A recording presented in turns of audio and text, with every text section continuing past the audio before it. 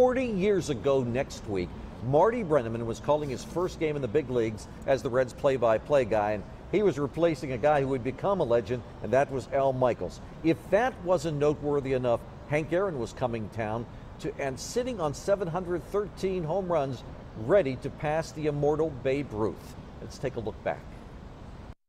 Opening day in Cincinnati has had many displays of great hitting, several displays of sensational pitching, and more than a few displays of raining, snowing, and blowing.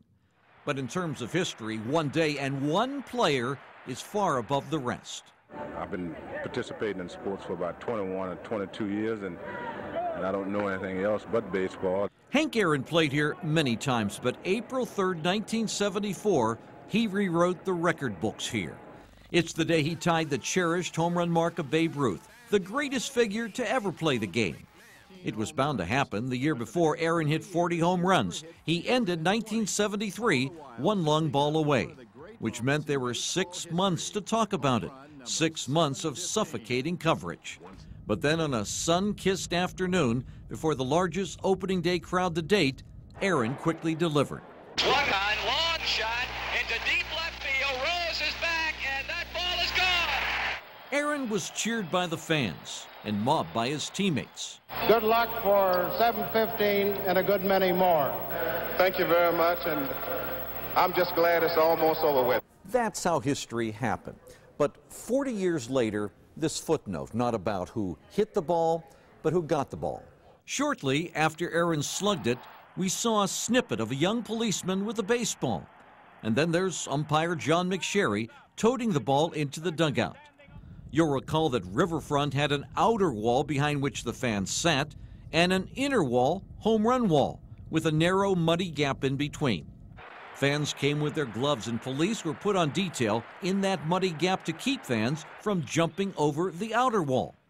That's where 22-year-old Clarence Williams III came in. He was a Purcell High School and a UC grad. He had been on the Cincinnati police force for only 9 months, and he took the detail because he wanted the overtime. The home run ball ricocheted off the outer wall and landed at his feet. The full force and weight of law enforcement in this community. 40 years later, Clarence Williams is still in law enforcement, with a little less hair, but a lot more responsibility. He worked his way through law school in Cincinnati and became the police chief in Riviera Beach, Florida in 2002. A few days after I got in touch with Chief Williams, this arrived. He had recently rediscovered memories about that home run ball and about the young cop who delivered it. There's a darkened newspaper picture with Aaron, his wife, and Clarence in the background, several notes of congratulations, a city council resolution commending him for returning the baseball, even a picture of the ball Aaron gave him in return. And how about this? 3 years ago, Williams was installed as president of the County Police Chiefs Association. He got a letter of congratulations from Hank Aaron. Of course, the time has flown by quickly. Aaron broke the home run record a few days later in Atlanta, and that ball is now in the Braves trophy case. But 40 years later, that Cincinnati ball, the one Hank hit, the one Clarence retrieved,